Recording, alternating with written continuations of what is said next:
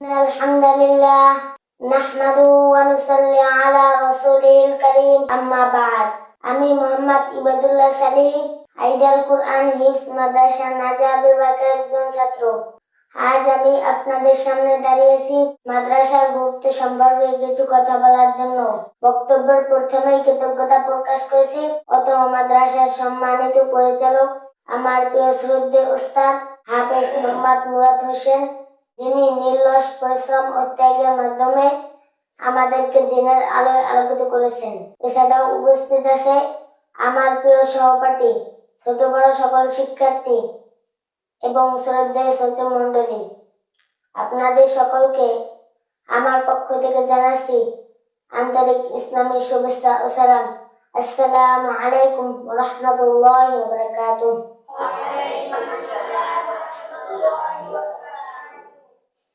শ্রোতাবিন্দু, আমাদের এই আইডিয়াল কুরআন হিফজ মাদ্রাসা প্রতিষ্ঠার মূল উদ্দেশ্য হলো দ্বীনি শিক্ষা বিস্তার করা, শিক্ষার্থীদের চরিত্র গঠন করা এবং কুরআন ও সুন্নাহর আলোকে একটি আদর্শ সমাজ গড়ে তোলা।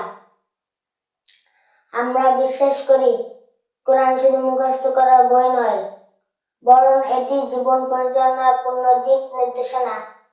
তাই আমাদের লক্ষ্য হচ্ছে এমন ছাত্র তৈরি করা যারা কোরআনের আলো নিজেদের জীবনে ধারণ করবে এবং সমাজে সেই আলোই ছড়িয়ে দিবে।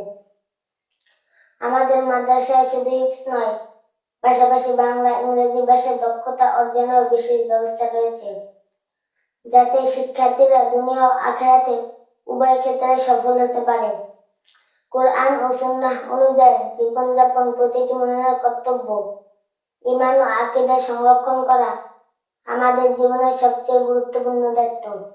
ইতিহাস সাক্ষী, যেসব জাতি কোরআনের দিক নির্দেশনা থেকে বিচ্ছিন্ন হয়েছে তারা পৃথিবীতে মর্যাদা হারিয়েছে, কিন্তু যারা কোরআনের আদেশকে জীবনের প্রতিটি ক্ষেত্রে ধারণ করেছে আল্লাহ তাআলা তাদেরকে দুনিয়া ও আখিরাতে সম্মানিত করেছেন। তাই আসুন আমরা সবাই প্রতিজ্ঞা করি, আমরা কোরআন মুখস্থ নয়, বরং বুঝে জীবন চালানোর বই হিসাবে গ্রহণ করব ইনশাআল্লাহ। আমাদের চিন্তা, চরিত্র ও আচরণে ইসলামের শিক্ষা ফুটিয়ে তুলব। যদি আমরা প্রত্যেকেই কোরআনের আলোয় নিজেদের জীবন গড়ে তুলি, তাহলে আমাদের সমাজ, দেশ ও জাতি আলোকিত হয়ে উঠবে ইনশাআল্লাহ। আমার সংক্ষিপ্ত বক্তব্য এখানে শেষ করেছি।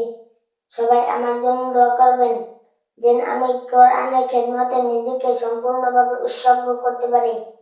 আসসালামু আলাইকুম ওয়া রাহমাতুল্লাহি ওয়া বারাকাতুহু।